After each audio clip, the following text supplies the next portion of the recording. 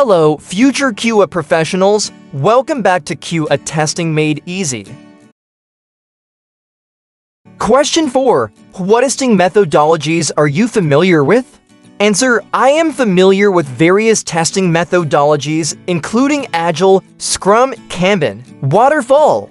I believe in adapting the appropriate methodology based on project requirements and team dynamics. Question 5. Describeth bug life cycle? Answer: the bug life cycle consists of several stages: new, open, assigned, in progress, fixed, verified, and closed. When a tester identifies a bug, it is marked as new. If the bug is confirmed by the QA lead, it moves to open. Once a developer acknowledges it, it is assigned, and so on until it's fixed and finally verified. Question 6. Describe your experience with test automation and testing tools. Answer: I have experience in test automation using tools like Selenium, Unit Testing, and Cucumber. I have implemented test automation frameworks to improve efficiency and reliability in the testing process. Question 7. How do you identify test cases that are suitable for automation? Answer: I look for test cases that are repetitive, time-consuming, or require multiple iterations. These are the ideal candidates for automation to increase testing efficiency and accuracy. Question 8. Describe a situation where you successfully advocated for test automation implementation. Answer: in a previous project, the test team was struggling to keep up with regression testing due to tight release cycles. I proposed implementing test automation for regression tests, which significantly reduced testing time and improved the overall testing process. Tips: remember, interview questions can vary based on the company's specific needs and the interviewer's preferences. Practice answering these questions with confidence and highlight your strengths and experiences as a QA engineer. Question 9. What is regression testing and why is it essential? Answer: regression testing involves retesting the application after changes have been made to ensure that existing functionalities remain intact. It is crucial to ensure that new code or fixes don't negatively impact existing features, requirements, documentations. Question 10. Explain the difference between verification and validation. Answer: verification ensures that the software meets the specified requirements and adheres to the design documents. Validation, on the other hand, checks whether the software meets the customer's expectations and needs. Question 11. How do you prioritize test cases in your testing process? Answer: I prioritize test cases based on risk analysis, business impact, and criticality. I focus on testing critical functionalities and high-risk areas first to ensure the early detection of critical defects. Question 12. How do you ensure adequate test coverage?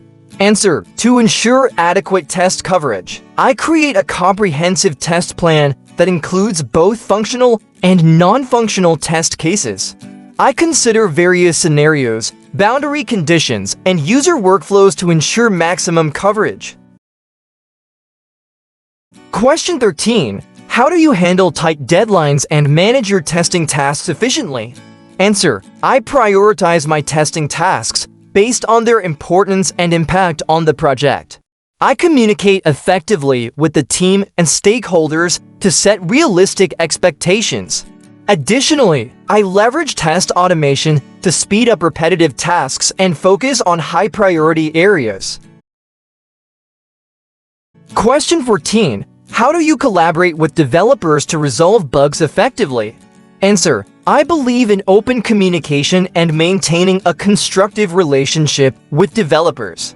I provide detailed bug reports with clear steps to reproduce and expected results. If needed, I collaborate with them to understand the root cause and work together to find the best solutions. Question 15. How do you ensure your testing process aligns with the project's requirements?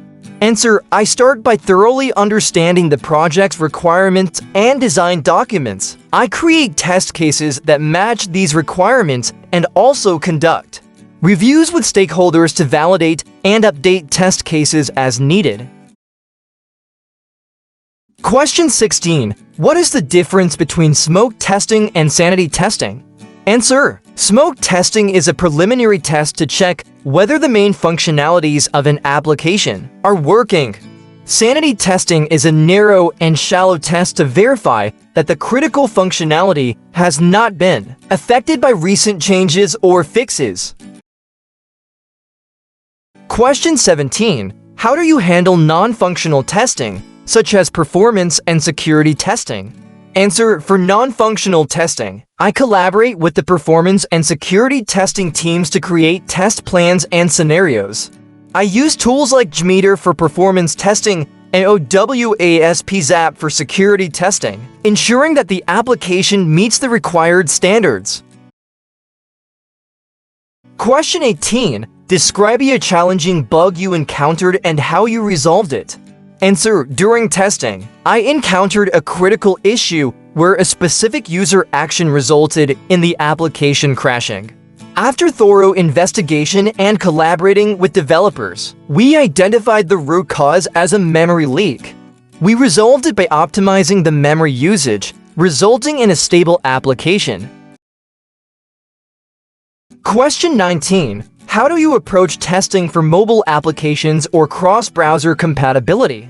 Answer: for mobile applications, I verify that the app works seamlessly on different devices and screen sizes. For cross-browser compatibility, I use tools like BrowserStack to test the application on various browsers and ensure consistent functionality. Question 20. What steps do you take to ensure proper test environment setup? Answer: I work closely with the development team to ensure that the test environment mirrors the production environment as closely as possible. This involves configuring databases, server settings, and other components to ensure accurate testing results. If you found this video helpful, give it a thumbs up, and don't forget to subscribe and hit the bell icon for more valuable insights on QA and testing. Best of luck with your interviews, and remember, you've got this.